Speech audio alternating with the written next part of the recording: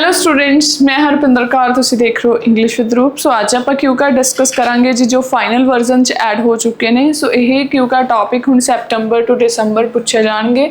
ठीक है जी। टॉपिक है describe a challenge you face to that you thought was rather difficult. So कोई चैलेंज, ठीक है, जो तुसी फेस किया सी, तुसी की सोचा सीगा वो डिफिकल्ट नहीं होगा, पर वो डिफिकल्ट सी, है ना। So what it was, rather हुंदा भी इदा सोचा सी पर वो इदा नहीं सी, है ना। रैदर डिफिकल्ट, तुहानूं लग्या कि डिफिकल्ट नहीं है।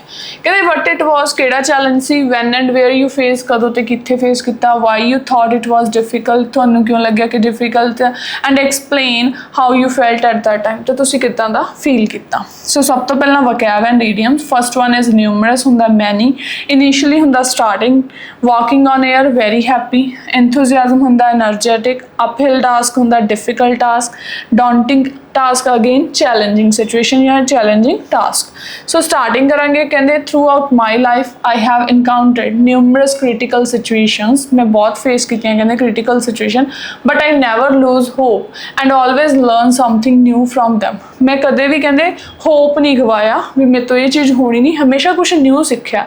Today I would like to talk about a particular challenge that I initially underestimated but turned out to be quite difficult. पहला मैं उन्होंने ऐ सोचा लीनियंट लिया भी नहीं ईजी आ, पर वो की सी बहुत ज़्यादा difficult C.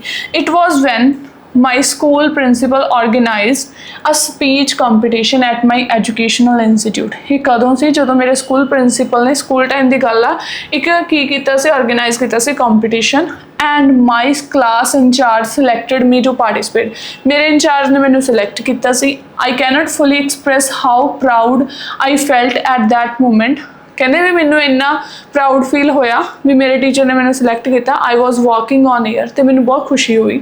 After returning home I chose the topic of environmental problems and prepared my speech with my mother's help. Then कहते मैं एक टॉपिक चूज कर अपनी मदर की हैल्प नाल, है ना, प्रिपेयर किया। My mother has a habit of always teaching me something new.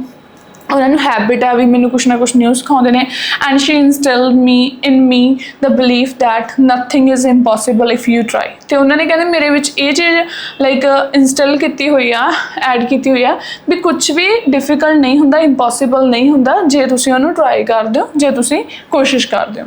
कहते on the final day I was full of enthusiasm, मैं बहुत एनर्जेटिक सी and ready to deliver my speech. ठीक है, बहुत खुश थी, है ना, confident C.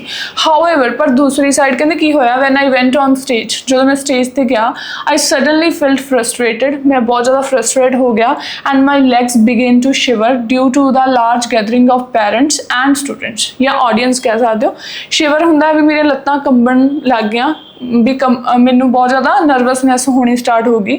Delivering my speech in front of them seem like an uphill task. So मैनू ये बहुत डिफिकल्ट टास्क लग रहा सी, but I recalled my mother's lesson from the day before and began to speak. So पर मैनू कहते उन्होंने गही गल याद आ गई भी कुछ भी इम्पॉसिबल नहीं होंदा।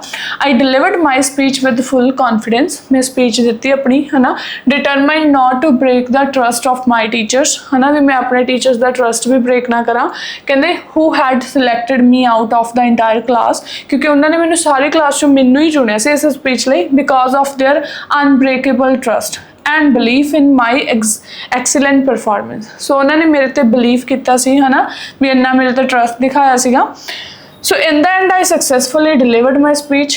एंड कहते भी मैं सही तरीके नाल अपनी स्पीच डिलीवर की। This experience taught me a valuable lesson about overcoming challenges.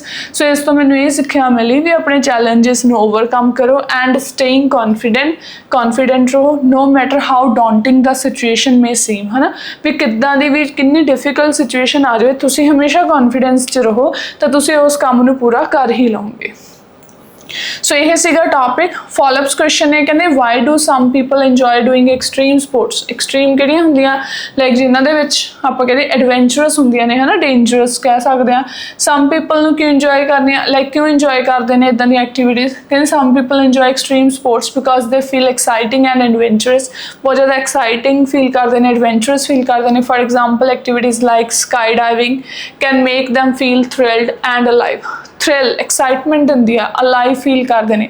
Also achieving something difficult gives them a sense of accomplishment, and ਜੇ ਕਹਿੰਦੇ ਕੁਝ ਡਿਫਿਕਲਟ ਕਰਦੇ ਆ ਹਨਾ ਤਾਂ ਉਹਨਾਂ ਨੂੰ ਇੱਕ ਸੈਟਿਸਫੈਕਸ਼ਨ ਮਿਲਦੀ ਹੈ, ਸੈਂਸ ਆਫ ਅਕੰਪਲਿਸ਼ਮੈਂਟ ਮਿਲਦੀ ਵੀ ਅਸੀਂ ਕੁਝ ਅਚੀਵ ਕਰ ਲਿਆ। ਨੈਕਸਟ ਕੁਐਸਚਨ ਹੈ ਕਹਿੰਦੇ what challenge would people face when learning new sports. So ਕਿਹੜੇ ਕਿਹੜੇ ਚੈਲੰਜਸ ਪੀਪਲ ਫੇਸ ਕਰਦੇ ਨੇ ਜਦੋਂ ਕਹਿੰਦੇ ਉਹ ਨਿਊ ਸਪੋਰਟਸ ਸਿੱਖਦੇ ਨੇ। ਕਹਿੰਦੇ when learning new sports one common challenge is, ਕਹਿੰਦੇ ਵਨ ਕਾਮਨ ਚੈਲੰਜ ਕੀ ਆ, ਡੈਵਲਪਿੰਗ ਦਾ ਨੈਸੈਸਰੀ ਸਕਿੱਲਸ ਐਂਡ ਫਿਟਨੈਸ। ਠੀਕ ਹੈ, ਨੈਸੈਸਰੀ ਸਕਿੱਲਸ ਡੈਵਲਪ ਕਰਨਾ ਜਿਹੜੇ ਚਾਹੀਦੇ ਨੇ, fitness. For example when someone starts playing tennis they might struggle with hitting the ball accurately and moving quickly on the court। so ਇਹ problem face ਹੁੰਦੀ ਹੈ ਜੇ ਕਹਿੰਦੇ ਟੈਨਿਸ ਦੀ ਗੱਲ ਕਰੀਏ। additionally staying motivated can be difficult, motivated ਰਹਿਣਾ ਵੀ difficult ਆ ਹਨਾ, ਹਮੇਸ਼ਾ motivate ਹੋਣਾ। so but it's important to keep practicing to improve, but ਇਹ ਕਿੱਦਾਂ ਹੋ ਸਕਦਾ ਜੇ ਤੁਸੀਂ ਪ੍ਰੈਕਟਿਸ ਕਰਦੇ ਰਹੋਗੇ ਤਾਂ ਇੰਪਰੂਵ ਕਰ ਸਕਦੇ ਹੋ।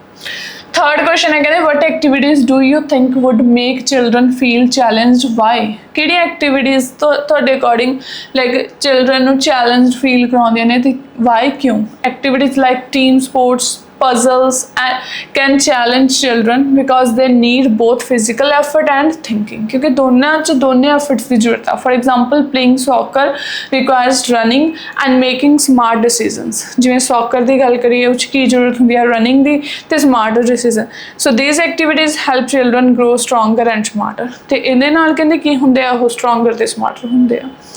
नेक्स्ट है जी fourth question, do most people choose to face a challenge alone or with others. ਕਹਿੰਦੇ ਮੋਸਟ ਪੀਪਲ ਕੀ ਚੂਜ਼ ਕਰਦੇ ਆ, ਲਾਈਕ ਉਹ ਚੈਲੰਜ ਇਕੱਲੇ ਅਸੈਪਟ ਕਰਨ ਜਾਂ ਅਦਰਸ ਦੇ ਨਾਲ। Most people prefer to face challenges with others because it proves support and motivation, ਕਿਉਂਕਿ ਉਹਨਾਂ ਨੂੰ ਮੋਟੀਵੇਸ਼ਨ ਮਿਲੂ, ਦੂਸਰਿਆਂ ਦੀ ਹੈਲਪ ਮਿਲੂ। For example exercising in a group can be more encouraging than doing it alone. So exercise ਜ਼ਿਆਦਾ encouraging ਕਦੋਂ ਹੋਊਗੀ ਜਦੋਂ ਗਰੁੱਪ 'ਚ ਕਰ ਰਹੇ ਹੋ। Sharing the experience makes the challenge feel easier and more fun. ਜੇ ਕਹਿੰਦੇ ਸ਼ੇਅਰਿੰਗ ਕਰਕੇ ਕਰਦੇ ਆ ਤਾਂ ਉਹ ਜਿਹੜਾ ਚੈਲੰਜ ਹੈ ਈਜ਼ੀਅਰ ਹੋ ਜਾਂਦਾ ਹੈ ਤੇ ਬਹੁਤ ਜ਼ਿਆਦਾ ਤੁਸੀਂ ਉਹਨੂੰ ਐਜ਼ ਅ ਫਨ ਕਰ ਸਕਦੇ ਹੋ। ਨੈਕਸਟ ਕੁਐਸਚਨ ਹੈ is it easy for children to overcome a challenge. ਕਹਿੰਦੇ ਬੱਚਿਆਂ ਦੇ ਲਈ ਈਜ਼ੀ ਹੁੰਦਾ ਚੈਲੰਜ ਨੂੰ ਓਵਰਕਮ ਕਰਨਾ। ਕਹਿੰਦੇ it's not always easy for children to overcome a challenge because they might not have much experience, ਕਿਉਂਕਿ ਉਹਨਾਂ ਕੋਲ ਇੰਨਾ ਐਕਸਪੀਰੀਅੰਸ ਨਹੀਂ ਹੁੰਦਾ, ਇਸ ਕਰਕੇ ਹਮੇਸ਼ਾ ਈਜ਼ੀ ਨਹੀਂ ਹੁੰਦਾ। However with the help and encouragement from parents and teachers, ਪਰ ਕਹਿੰਦੇ ਪੈਰੈਂਟਸ ਤੇ ਟੀਚਰ ਦੀ ਹੈਲਪ ਦੇ ਨਾਲ ਇਨਕਰੇਜਮੈਂਟ ਦੇ ਨਾਲ children can learn to handle challenges well. ਤਾਂ ਬੱਚੇ ਕਹਿੰਦੇ ਸਿੱਖ ਸਕਦੇ ਨੇ ਵੀ ਕਿਵੇਂ ਹੈਂਡਲ ਕਰਨਾ challenge. For example they might need support to do well in tough subjects like math. So next question है what do children often do when they face a challenge। last question है कहते children अक्सर की करते हैं often do जो कोई challenge face करते हैं। कहते when children face a challenge they often ask for help from adults or friends। अक्सर help मांगते हैं। for example या for instance कहते if homework is hard, जो उन्होंने homework hard होंदा है ना, then कहते they might ask a teacher or a parent for guidance। अपने parents या teacher तो help लेंदे ने। they might also try different ways to solve the problem and not give up easily। ते होर भी अलग-अलग तरीके अपनाउंदे ने उस प्रॉब्लम ਨੂੰ सॉल्व ਕਰਨ ਦੇ ਲਈ ਤੇ ਇੰਨੀ ਜਲਦੀ ਕਹਿੰਦੇ ਉਹ ਗਿਵ ਅਪ ਨਹੀਂ ਕਰਦੇ। ਸੋ ਓਕੇ ਫਰੈਂਡਸ, ਇਹ ਸੀ ਅੱਜ ਦਾ QCAT ਟੌਪਿਕ ਪਲੱਸ ਇਸ ਦੇ ਫਾਲੋਅਪਸ ਕੁਐਸਚਨ। ਮਿਲਦੇ ਹਾਂ ਜੀ ਨੈਕਸਟ ਕਲਾਸ ਦੇ ਨਾਲ। Bye bye, take care.